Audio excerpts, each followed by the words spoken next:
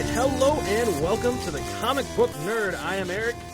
And I'm Jeremy. And we have got quite a show lined up for you. Some comic book reviews coming up later. Stories from Comic-Con. Ant-Man, of course, came out this weekend. Was it a hit? Was it a flop? We'll talk about that and a bunch of other stuff. And remember, follow me on Twitter at EricWild91. And if you want to plug your handle.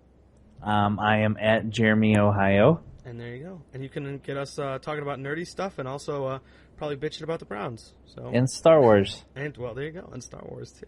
So there was actually, not to get off topic before we even get into topic, but there was some pretty cool Star Wars stuff coming out of, even from Marvel, from Comic-Con. I heard they're doing the first crossover of Star Wars and Darth Vader. The comics with that Vader down stuff looks pretty interesting. It does look pretty interesting. Speaking of Comic-Con, though, I read an interesting story from you about what happened to you with Hasbro in regards to Star Wars. So you want to talk about that? Go ahead. Yeah, sure. As Eric said, I attended San Diego Comic-Con for the second time this year, and the one thing that I'm a huge Star Wars fan, and the one thing I wanted from Comic-Con was the Force Awakens First Order Stormtrooper 6-inch Black Series figure. That was a mouthful. And very specific. And I was not fortunate enough on preview night to get into the line. It's a complete and utter madhouse in there on preview night. Oh, imagine the worst traffic jam you can possibly fathom, only there's no cars involved, it's just human beings. Oh, God. Oh, it's god-awful. But anyway, my one buddy, Joe, had an exhibitor badge, and he was kind of trying to, I guess, cheat the system, I guess you could say, because he got on the show floor a couple hours before anybody else, because he was peddling his comic, The Pride, available on Comixology. So short plug for Joe. And they wouldn't even let him stand in the general vicinity of the booth, and Hasbro hires their own private security firm for their booth security. It's not... Oh, man.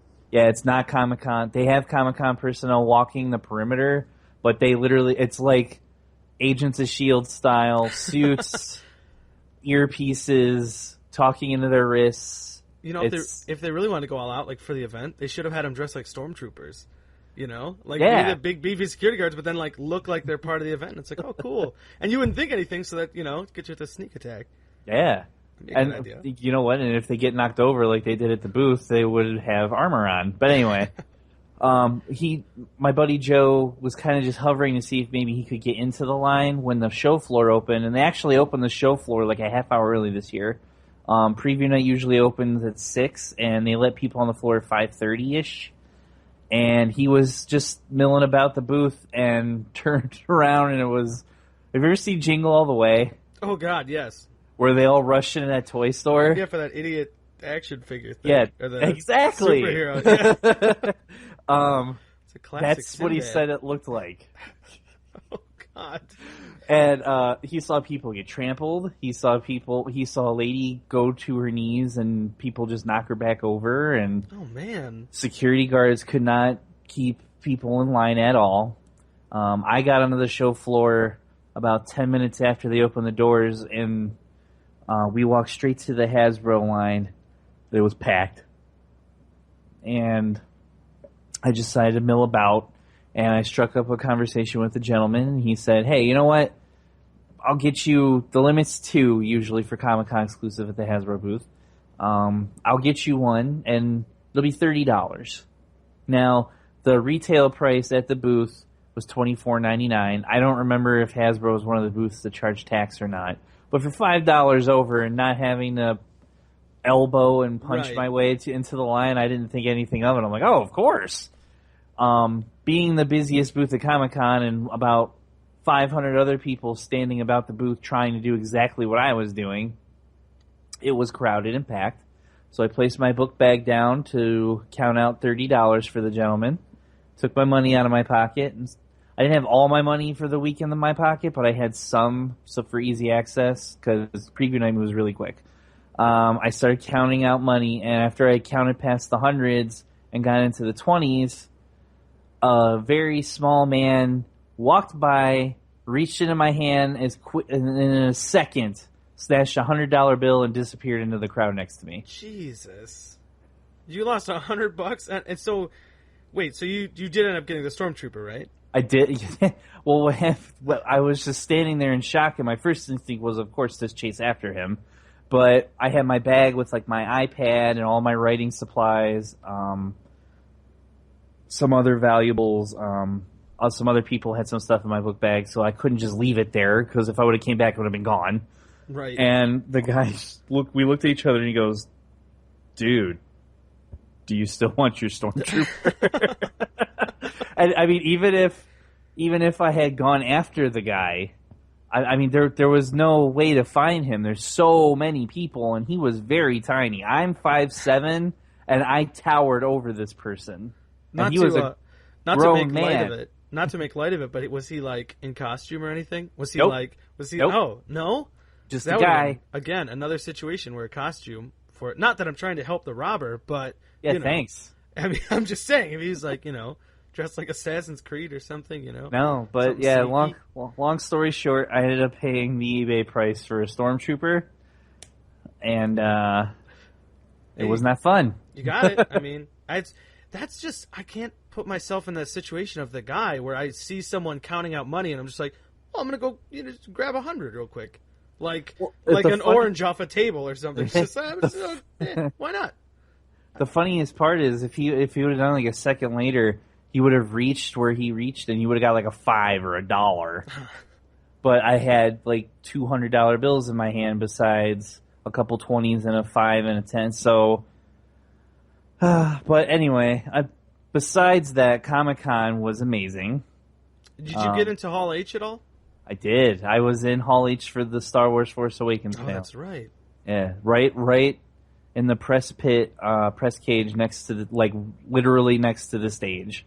Now, there's some stuff I've heard out of it. Was it true? Harrison Ford was starting to get choked up about talking about some of it. It seemed like he was. You couldn't quite tell. He got choked up talking about coming.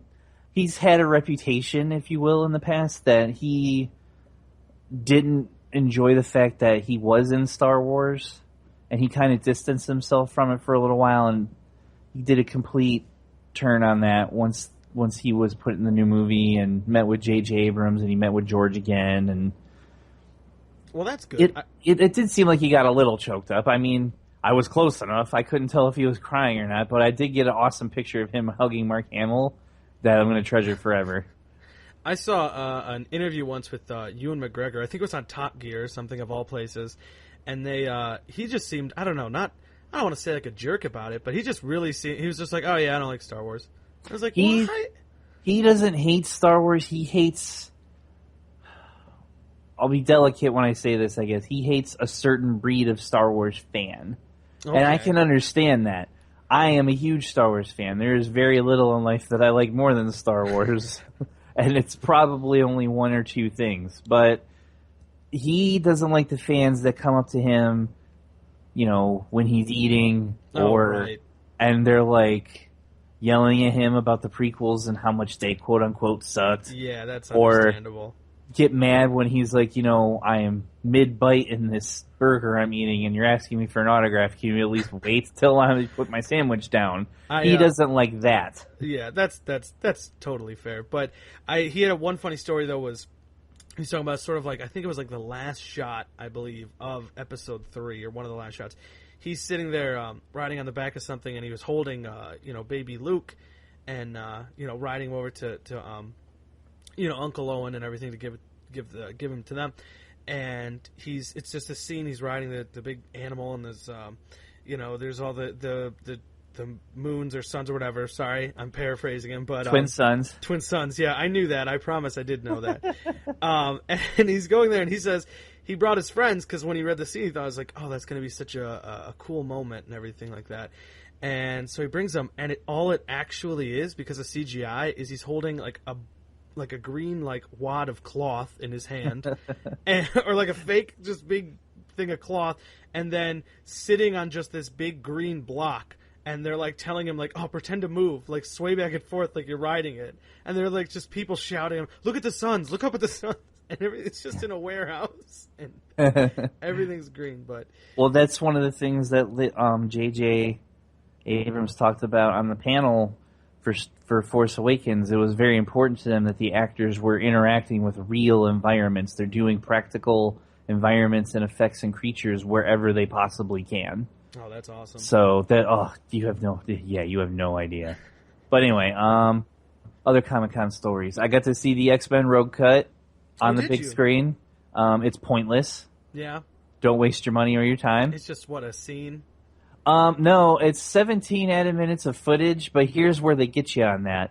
Rogue, there's only one scene that's specific to Rogue. The rest are like the scenes of Wolverine being kept in the past by Kitty Pryde's mind control power that she all of a sudden had in that movie. For some reason. Yeah. Magically. But instead of Kitty, it's Rogue standing there in the background. She's literally like a blob in the background. Oh, okay. So it's completely pointless. So she's just loosely in scenes that already happened. Yes. Oh, so, God. But Bryan Singer introduced it for us, and he talked a little bit about X-Men Apocalypse. He did not mention that Apocalypse looked like the villain from the Power Rangers movie. Oh boy, does he. Oh man, that was hard to see. It's just the little things, like when they, I get that some people can be a little too nitpicky when they reveal these, movie adaptation costumes, but it's just, there's just little things with characters where it's just like, well, why didn't you just do that? And the one thing is Apocalypse always has that kind of weird lip thing, where it's like the line from his lips up to give him that weird looking like jaw. And it's just something he's always had, and it's just like, they just didn't do it. It's like, and he's giant and bulky, not purple. Right. He looks like shorter than a lot of... In the one scene where he's next to Storm, he looks shorter than her. Yes. I don't... I like the X-Men movies as a whole. I don't love all of them, but that one's got me a little worried. I like some of the other stuff. I have always been a disgruntled Iceman fan, because as a fan, he's an original X-Men. He's a founding member of the X-Men. Gets no love, no respect anywhere. Anytime he's entered on a team... He's just garbage. He's just a joke guy. They make fun of him. And even in this movie, they somehow shoehorn Angel into it and whatever. And it's like, oh, okay, Angel, like, age-wise to what they've done before doesn't even make sense. So maybe Iceman's in it. Nope. But remember, the last movie erased all the continuity of... Right. Anyway. It gets to be such a headache. It's like a comic Angel book. Was born earlier. That's a good point. But I liked Psylocke, though. That looked pretty good. I was surprised how true to form that would look. I just need to see if Olivia Munn can act. Although she can act. Have you ever seen The Newsroom? I did not see The Newsroom. I saw her in Magic Mike, so she can. She was good in Magic Mike, but Newsroom was a very. I don't know if that show could be considered underrated, but it was a very good show, and she's very, very good in it. She was born to recite Aaron Sorkin dialogue, so. Well, and I liked Magneto. The suit, well, it was a little weird, but every time they give Magneto just the helmet, like the way that helmet looked in the picture they showed that he's holding it, it's awesome. Yeah. I love Magneto's helmet, so whenever they can incorporate that. Yeah, but Apocalypse looks like Power Rangers. I think that pretty much. I believe his name was Ivan Ooze. That sounds about right. It's been a number of years, but. I saw that at the drive-in. Oh God. That's how old I am, folks. There was one more thing about the Star Wars thing, and we'll move on. But there was a surprise concert too, wasn't there? Yes. At the end.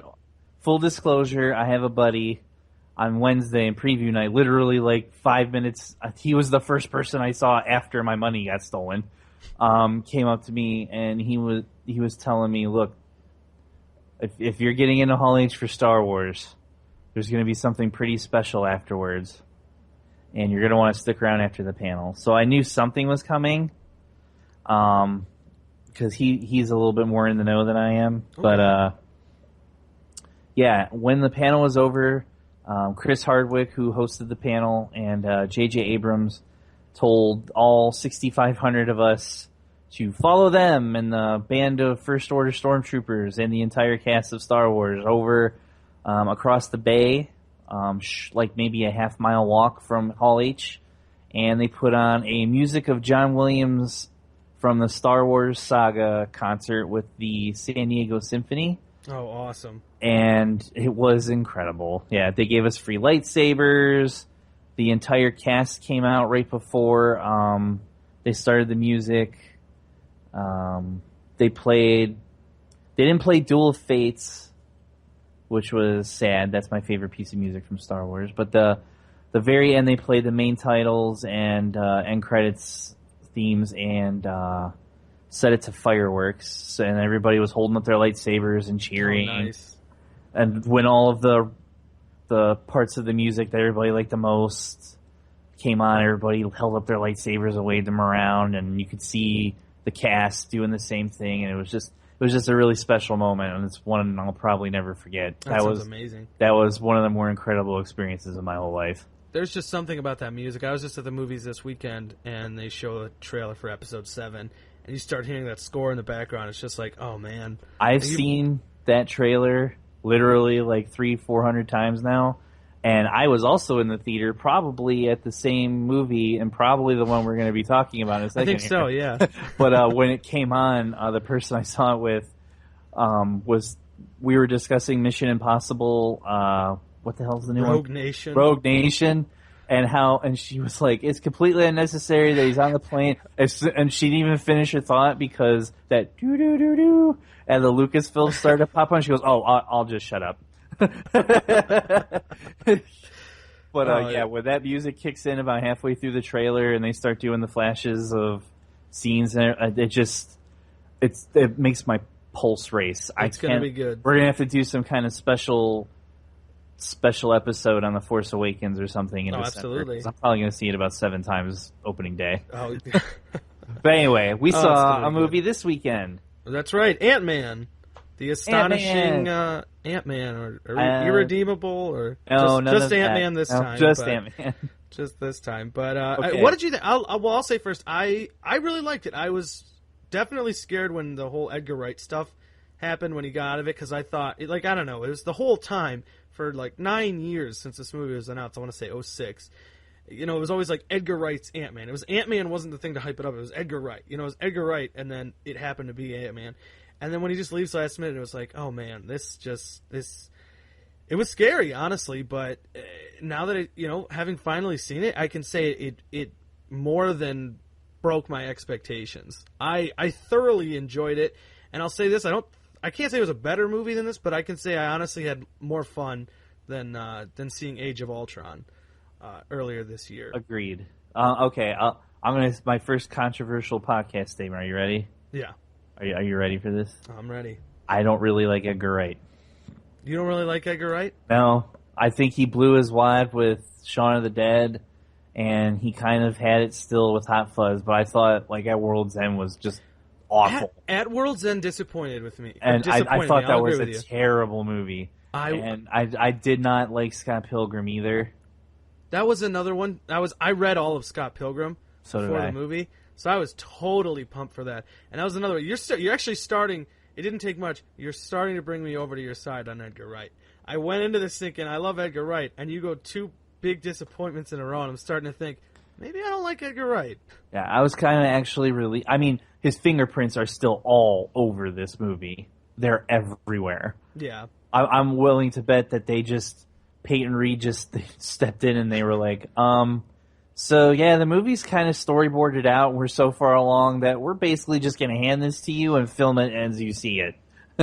But, no, I agree. I thoroughly enjoyed it. I thought the beginning was a little stiff.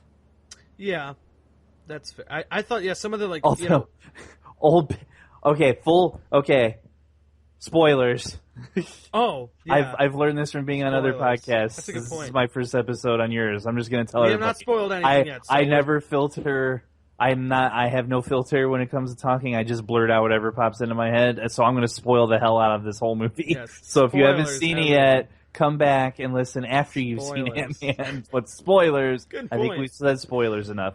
So at the beginning, when old Peggy popped up, oh yeah, I danced in my seat because old Peggy is the best character in all of the Marvel Cinematic Universe. I mean, my God, Michael Douglas with that de-aging process they did to him. If I'm him, I want that done to me 24/7. Well, yeah, that looked thoroughly believable. That might have been the best special effects, and that's not to discredit the rest of the special effects. That's to build up those special effects. Which, speaking of the special effects, as I say that 3 times in a minute, it was beautiful. The shrinking was just done so well. I heard a little bit about it. It was some kind of macro photography where it's like super small cameras instead of like your 80s Honey, I Shrunk the Kids type of deal where you build like a giant penny and then have them stand next to the big penny and they're like, oh, they're small. They're putting the tiny ass camera next to the penny or whatever it is. And then so they digitally impose him onto it, so it really is footage of, you know, a super small paper clip or inside of a bathtub or whatever. And I thought that really showed, and it was amazing. Yeah.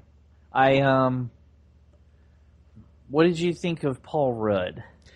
I really liked him, honestly. I think he was a good Scott Lang. Not too serious about it. There's a little bit to be said, and I saw this in another review I had read too, where it did bring up a good point where he wasn't a very dynamic character.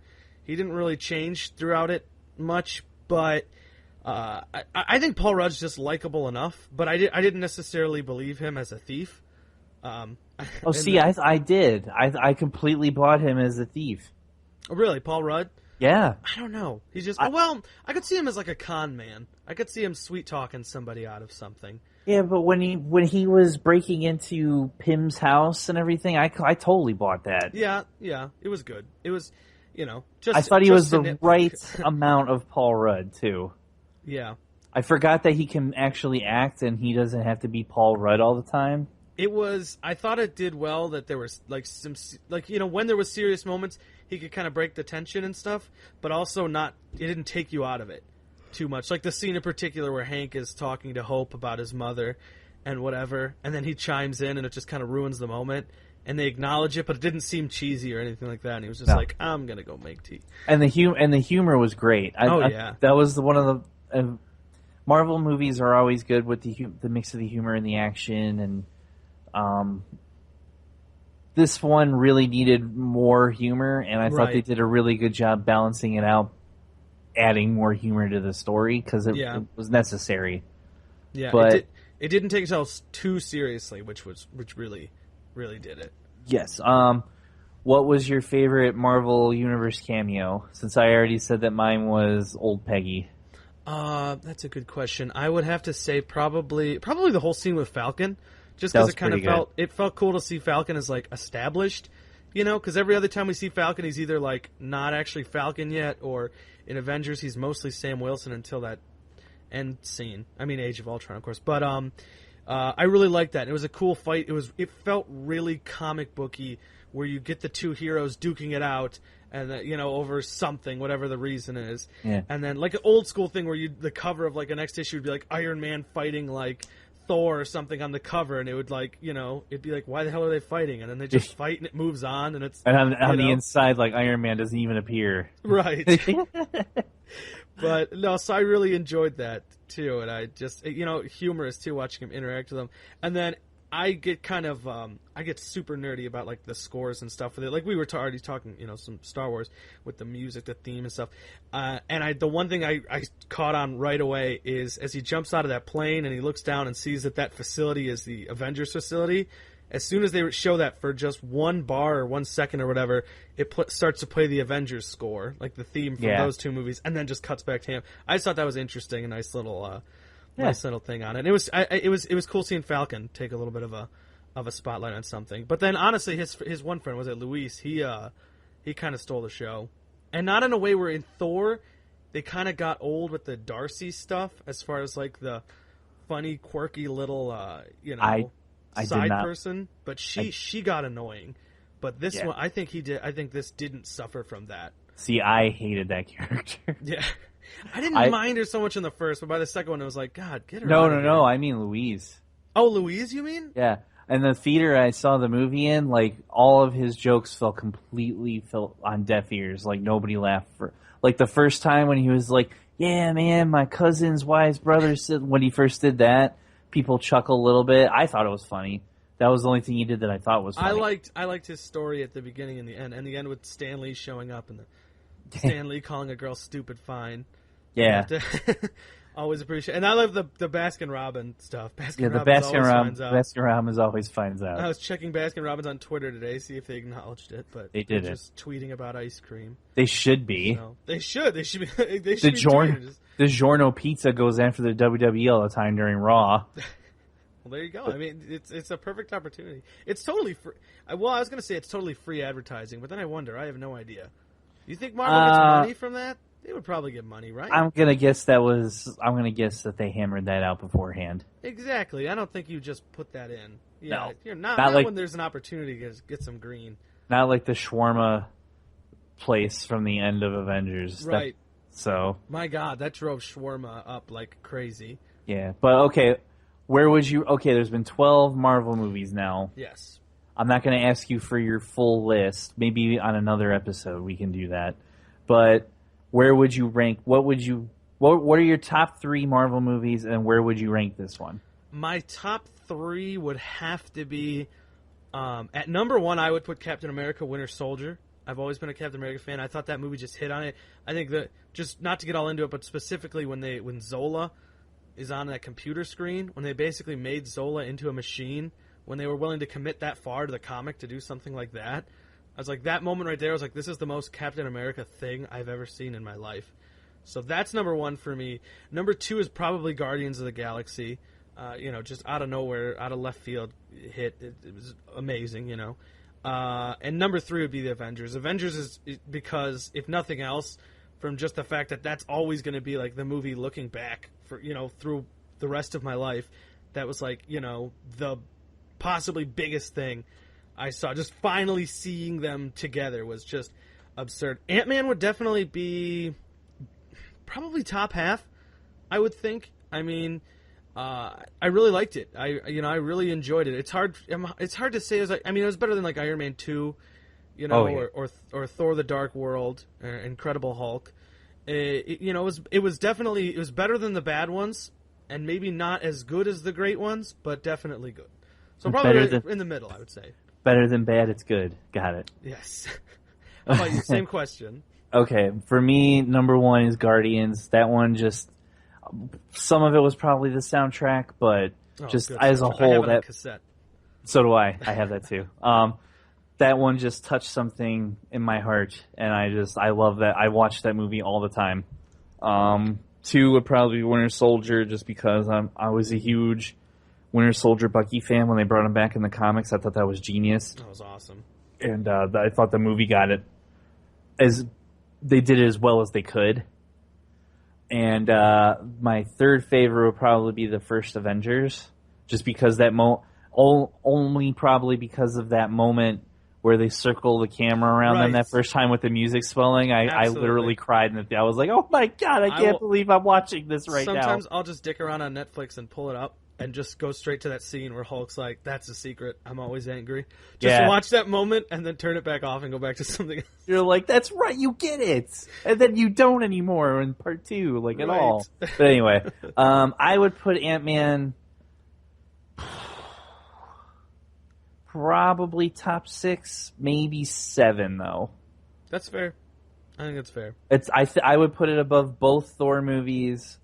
I would definitely put it above both Iron Man sequels. Yeah. I would put it above. I would put it right in there with the first Cap and Hulk. I like Hulk more than other people did. I liked it. I did enjoy it, but I don't know. There's something about Edward Norton. The thing is, I like Edward Norton. I do, but it was for some reason in that movie I just wasn't feeling. And then maybe it's something too with just something I never got past with the Hulk is, why does the Hulk look nothing like Bruce Banner? And he just never did up until Avengers. Now in Avengers it's, because they're doing a fusion camera where it actually is like Ruffalo playing him. But that's such a dumb pet peeve or something to nitpick on. But that was always I was just like, he hulks out and is like, why does he have a different haircut? And like, it's like a different person. But anyways. It was a good one though. Ant-Man, go see it. Yes. It's not like a giant hit or anything, but I thought it performed pretty solid. I think it's gonna have good word of mouth. Yeah, too. It was just under 60, and it's got an A on the CineScore right now. Yeah, it's already pretty much made its budget back. I would like to see a sequel. I know he's going to be in Civil War, especially with the post-credits scene. And then I think he's signed on for the 2 Avengers movies as well. Yeah, and that's one thing I think makes a sequel pretty promising down the road, is the fact of getting, him and Wasp together will have already been not just introduced, but shown on these huge stages, So eventually, by the time you get Ant-Man 2, it's not just a sequel to Ant-Man, it's a spin-off from, Avengers and Infinity War. So it's, I think it makes it a lot more potential for a sequel. But again, we're talking like Phase 4, so we'll all be dead from a meteor or something by then. But yeah, anyway, really quick, I don't know if I liked Evangeline Lilly as Wasp. I like the character. I like the idea of how I liked how they used Hope quite a bit. I don't know if I'm sold on Evangeline Lilly playing her. She was a little static, I don't know. Just she wasn't. I don't know. She's very like boring, to be perfectly honest. Like, I don't know. She wasn't. She maybe it's residual from her pissing me off in Lost. But Kate, damn it, run! Right, she was, and then she was the classic couldn't make up her mind. She's in love with this guy, she's in love with that guy. Like the 2 guys, like their versions of Wolverine and Cyclops, and then she's the Jean Grey, and it's just like, you know what, bitch, like commit, whatever. Anyways. Plus, she was useless in that show, but that's a whole nother story. that's for our Lost episode. That's for the Lost episode, exactly. And what did you think of Yellow Jacket? Did he fall under the same curse as most Marvel villains, being underdeveloped? I think he got that a little. I think it's tough to say because he was a little underdeveloped, but at the same time they kind of gave him some develop just from a little exposition here and there. Just they managed to give you that feel of like almost like a father-son thing with an absentee father or something. Where like. It was his mentor, and then his mentor just he always in his head never felt like he was good enough for his mentor, which I thought was something interesting if you get all psychoanalytical about it, which is kind of Hank Pym-like from the comics, where he always had that inferiority thing, or like, never feeling like he's good enough, and then eventually that, drove him to snap and become a Yellow Jacket. So I thought it was cool. They had a lot of kind of like similarities in that way, but I think he was, I think he'll be probably forgotten in the grand scheme of things. A little bit like, who brings up like a Ironmonger or something anymore. So I thought he was really cool, for the time being, but I really feel like he's probably going to be another one of those guys just sort of like, well, he happened and he's gone. I see your Ironmonger and raise you Whiplash. Fair. Better point. There you go. But anyway, one thing that bothered me after the movie and the person I saw it with, how the hell did he get in the suit in the helicopter? That was very fast, yeah.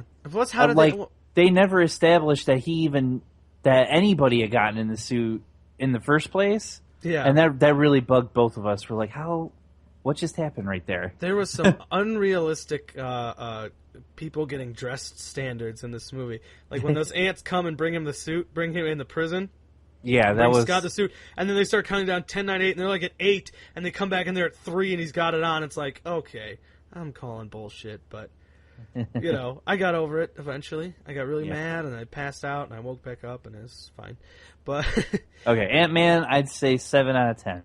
Yeah, I would say 7 or 8. I think 7. All right, definitely. All right, let's get into some comic books. Yeah, let's talk comics. This is the comic book. Oh, right. Podcast, yeah. There you go. Oops, forgot. I want to talk about this for Hawkeye 22. The end of the Matt Fraction and David Aja. Is it Aja or Aha? It's Aja. Aja. That's what I thought. I always read it. It's one of those things you read and I didn't hear. But David Aja. I think it's Aja. Now I'm not sure. Yeah. Let's go with Aja for the sake of argument. It was okay, the last we'll issue be wrong. Of Matt Fraction and David Aja's Hawkeye. And it really was a great series. I like back in the day. It seems like back in the day now, years ago, when I actually marathoned it and read it. It was it was like you couldn't put it down. Every time you turn the page, you just want more and more and more and more. And then, unfortunately, once you catch up to real time, you realize that it is the slowest released comic probably in the history of time. I looked up the dates. Issue 21, the previous issue, February 4th of this year, And then issue 20, the one before that, September 10th. That means 5 months between both of those issues. So 5 months from 20 to 21 and 5 months from 21 to 22. And that is brutal. With another series even launching in the meantime. With the Jeff Lemire and that one's really good too, the all new Hawkeye. But and then plus there was even that mini series that developed that came up between issue 20 and 21, the Hawkeye versus Deadpool or whatever it was called. Yeah, but that wasn't right. I don't really count that. Still, the whole thing managed to totally exist between issues because of how long the delay was. Well, when you have Fraction being disenchanted with Marvel and Aja, if that's how we're saying it, he's never been the quickest artist anyway, because when they did Iron Fist back in the day, there was delays on that book too. And according to Fraction Aja, the issue's been done and sitting in a drawer. So I think Marvel kind of just did it out of spite, if I had to guess, because they both, like, Fraction's got Sex Criminals now, he's got Odyssey. They're all set up at Image. He's got his production company now with Kelly Sue, and they're pursuing all that. Who's also seemingly leaving Marvel, or at least their relationship's ending there, which is sad. The Carol Corp weeps. So sad. I flipped through this. To be perfectly honest, I read each issue as it came out, and I loved it. But it had been so long in between, and I worked so many hours at the comic book store that I literally just was like, okay, I'm going to sit down and read all of this at once, because I can't remember a goddamn thing that's happening right now. I know, it's just kind of a blur. Pizza Dog, and then Arrows, and then something coffee pots. I read, on average, about 20, 25 comics a week, and that's hard enough to keep track of. If you're only going to come out every 5 months, it's... No. Yeah. It's such a shame though with how things have played out there, because Matt Fraction, he's done some great stuff for Marvel, Iron Fist and I really enjoyed his that 16 issue run or whatever he had in doing the Fantastic Four, that FF book or whatever, where he had Ant-Man on the team and everything like that. He's done some great stuff with Marvel, but it's just unfortunate how it works out. Have you read Sex Criminals? Have you read any of that? Oh yeah, it's fantastic. Is it? I have not. It's hilarious. I'm always hesitant with Image stuff. I always like to wait. Oh, I don't know why. I'm hesitant just because when something new comes out and I have no friggin' idea what it is, I always want to wait to hear what sort of hear what people are saying. At least when it's like Marvel and it's from something established already, I can know Daredevil. Yeah, I like him. That's something. Image is killing it right now. They really are. I agree. Yeah, go on. Working at the shop, Comics and Friends in Menor, Ohio, by the way. We tend to order really heavy on all new Image stuff, only because everybody is always intrigued by it. Now, granted, it seems like a lot of their stories now are starting to run the same pattern. They're all futuristic, man or woman versus the world, end of times, something happened and now life's this way type stories. Right. There's a lot of those from Image right now. That's like that Jeff Lemire book I've been reading, Descender, with the robots. Yes. It's a little bit like that. You come into some fantastical space world, and then 2 pages in, it's like, well, then everything was destroyed. Yeah. And here we are 10 years later. It's like, wait, what? But at the same time, you get a gem like We Stand on Guard by Brian K. Vaughan. That book's fantastic. I think it's a great opportunity to really follow by creator, Yeah. When you get to know these people and then they do something. I was in a situation with the oh god, I'm blanking on the name now. It's it just kind of ended it's coming back, but it just sort of ended its first season, if you will, for lack of a better term. It's Chrononauts. Yes, that was a great book. I kept seeing it everywhere. I saw it at your shop. I saw posters for it places. I kept seeing it, and I kept being like, not really paying attention. And then finally, it's just I had seen it so much that I'm like, what is the deal with this? And the Comixology, I just went on there and got it. And I was like, oh, snap, and I had to read the whole thing. Yes, it's great. It's Back to the Future with assholes. Right. It's awesome. It's awesome. Do you read Saga? Yes, I do read Saga. What did you think of issue 30? Issue 30. I thought it was good. I was a little upset because if I'm mistaken, I read it a while ago, but it's when they brought the will back, and he was just sort of pissed at them. I mean, I got why he was pissed, but it's like I root for love. As dumb as that sounds. How great was that page when Alana and Marco reunited? That was good. I agree with people in the shop who are saying that should be a poster, and also include the caption from the page at the bottom. It's fantastic. That book. Sometimes it meanders in the middle of its arcs, only because they're doing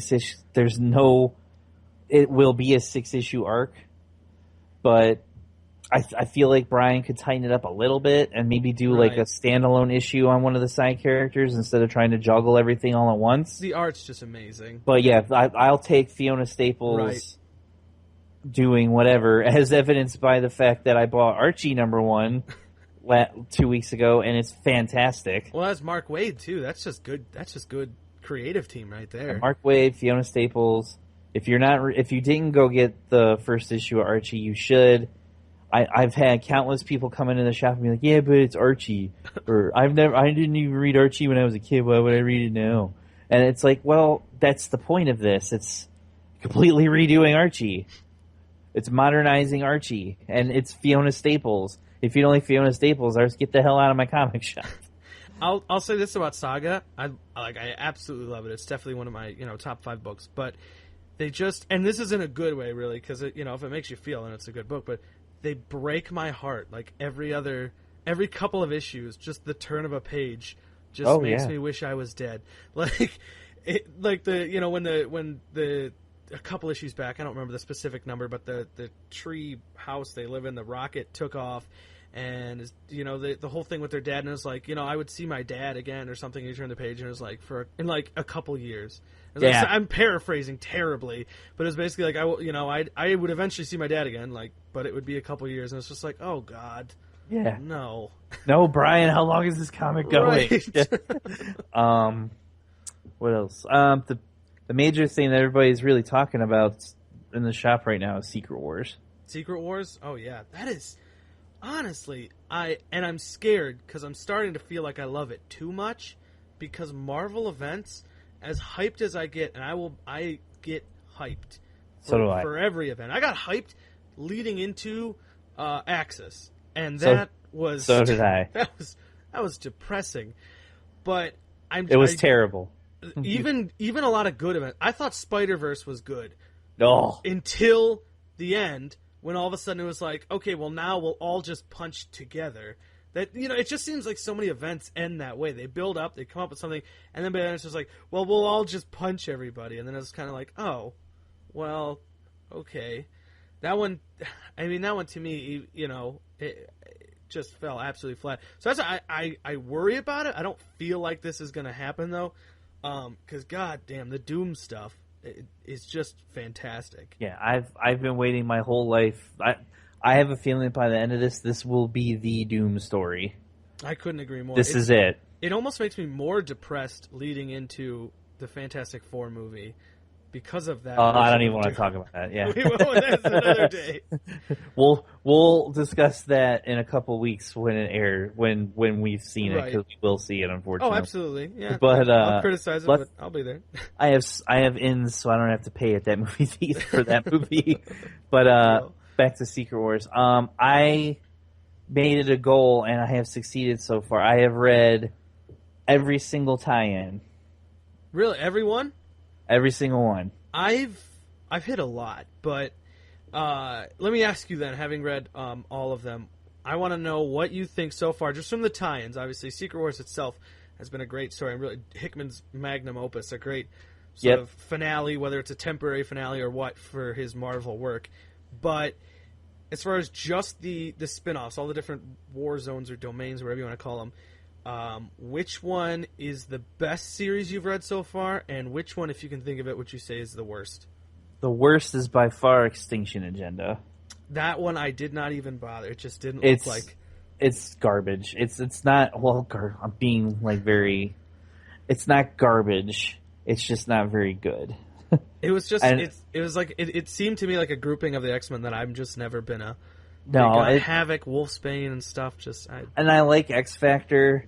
I love Havoc. Havoc's one of my top 5 X-Men. But it's just, well, I read the first one, and the second one I just skimmed. Well, I read it, but I more skimmed it than read it. And I just, oh, God. Besides that, I've at least enjoyed all of the other ones. There isn't any that I dislike. My favorites, my standouts. Oh, that's tough. Planet Hulk for sure. Oh, definitely.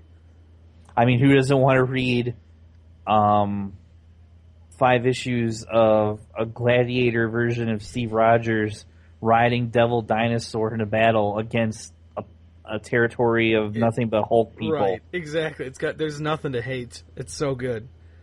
I really liked. Well, I was going to say, did you read it? But I know you have. 1872. I thought that the whole premise of that really got me. Yes, intrigued and in the first place, and I think it delivered. I'm a Westerns junkie, so that was very cool. People laugh, but I think the MODOK series so far has been really fun. That's MODOK Assassin, right? Yeah. Where he's like falling in love with Angela. Right, yeah, she's the Thor. Yeah. The world. You notice they're really kind of, not to say it's like an agenda or something, but they're doing a good job of making Thor a mantle more than a person, because obviously Thor has always been Thor, the son of Odin. Which they need to do, because we still have people coming into the shop saying, I can't believe Thor turned into a girl. Right. I'm like, no. And I've gotten to the point where I get so frustrated. I just go, no, he's still there. She's the one who's worthy of the hammer. That's all that changed. He's still a man. It was definitely something you need to do. It's like, it's just interesting. You see like different guys, like obviously Angela in that situation is a Thor now, or that Thor of that domain or something. And in Armor Wars, it's Rhodey, I think, if I'm not mistaken, is their Thor over there. Yep. So it was really interesting how they did that. And then plus, not even to mention the Thor's book. I mean, read exactly like a police drama detective story or something. Yeah, it was Law and Order Thor. Right, and I had no problem with that. Nope, it was great. It was loved awesome. It. That's what Law and Order was missing, hammers. Frog Thor was hilarious in that book. Right, he was the, whatever you call it, forensics guy. Yeah, so that book's been really good. There's another one. I'm cycling through them in my head. Hang on. Years of Future Past has been enjoyable. Yeah. My favorite is probably going to be Star-Lord and Kitty. That comes this that week, comes right? out this week. I am a huge Star-Lord Kitty shipper, if you will. # Star Kitty. Now, how do you feel specifically about that?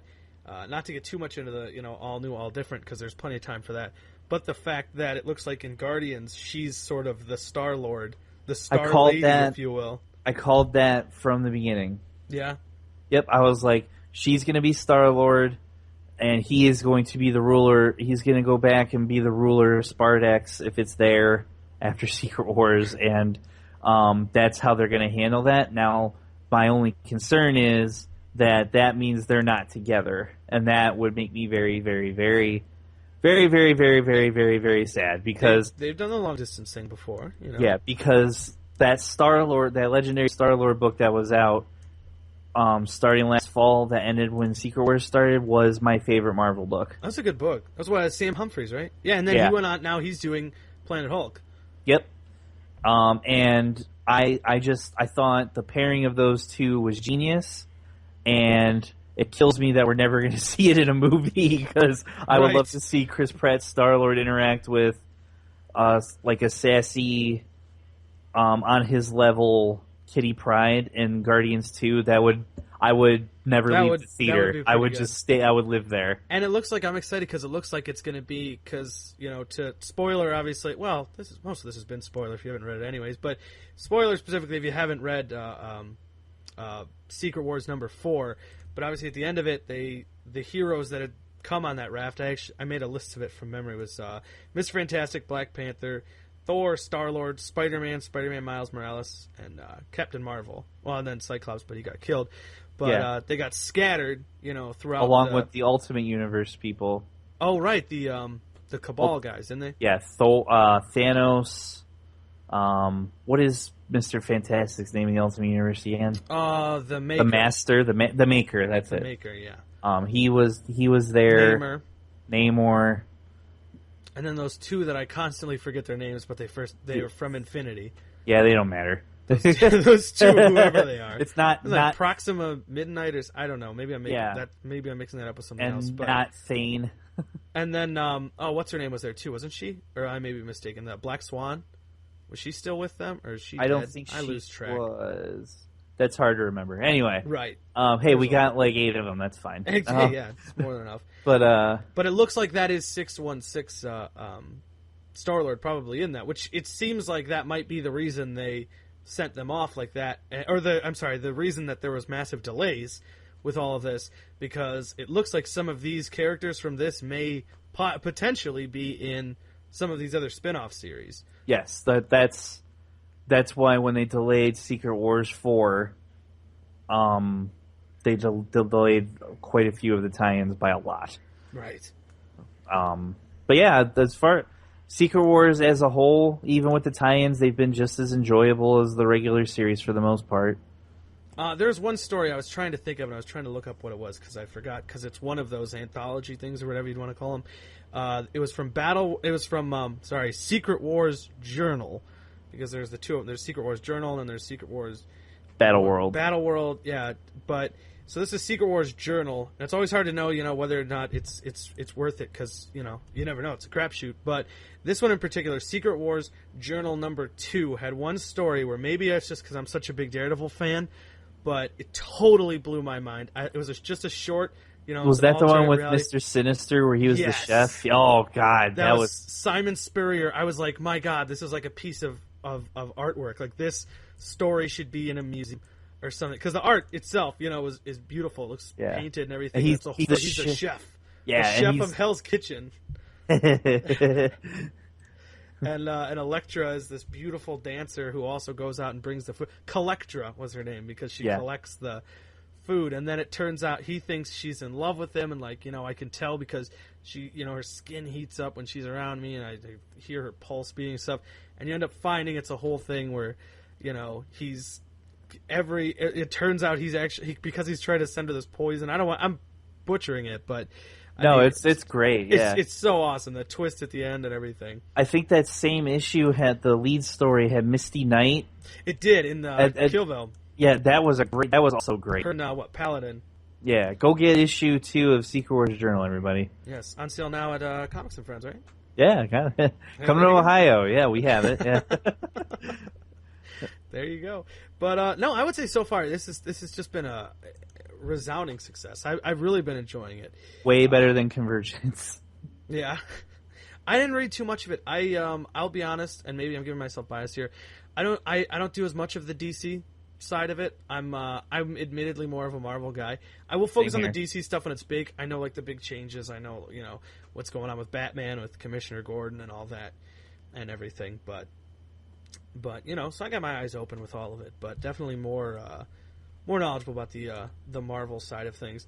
Same stuff. Here. But yeah, Secret Wars has been good. I remember it's funny, they do this to me all the time, whether it's in the comics or the movies or something. There's some big change coming, and then I get scared of it, and then once it finally gets here, I don't want it to go away. Because, when they announced all the stuff with Battle World, I was like, oh my God, if that's going to be the way the world is, that just... I was not getting on board with it, and now that it's here, I'm upset that we're eventually going to come out of it. That we're going to go back into some sort of stable universe or something, if that is what ends up being what happens. But so it's one thing I remind myself when they announce, again, with the all new, all different things. There's tons of stuff that people, worried about changes and stuff like that. But it's once it finally gets here, as long as the stuff's written good, it doesn't matter.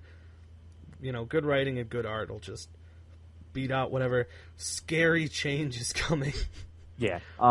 Really quick, from the DC side, if you're not reading Justice League right now, what the hell's wrong with you? The Dark Side War is incredible. It's I don't even know how to describe it. A lot of it's told from Wonder Woman's perspective. Okay. And it's fantastic. It's got the New Gods. It's got Anti-Monitor. It's got a great cast of it's got great banter between the Flash and Captain Marvel. That book is one you should seek out, and all of the super books are fantastic right now. And when Superman is good, there isn't a comic that can touch it. Well, how do you feel about the not from the comic side of it, but since you brought up the Super Family, the Supergirl series coming to CBS, you gonna watch that? I have seen the pilot already. Yes, and it's way more enjoyable than you think. Oh, cool. That's not where I thought you were going with that, but that actress I thought was like a wet blanket on Glee. Yeah. So I was not excited when they cast her, but she is much better than I thought she would be, and I'm pretty excited. Yeah, I am excited. I thought to wrap all of this episode up, you were going to bring up the Batman Superman trailer. Oh, yeah, let's bring up the Batman Superman trailer. Speaking of the Super Family, is what I should have brought up instead of Supergirl. That's okay. Batman Superman trailer, yeah, what did you think of it? I thought it was way better than the first trailer. I will agree with that. We didn't get enough Wonder Woman.